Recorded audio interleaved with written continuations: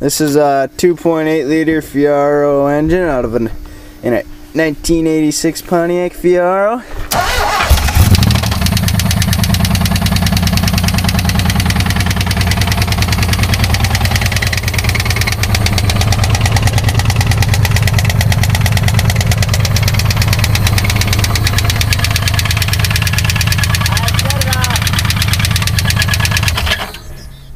And you put oil back in it, right?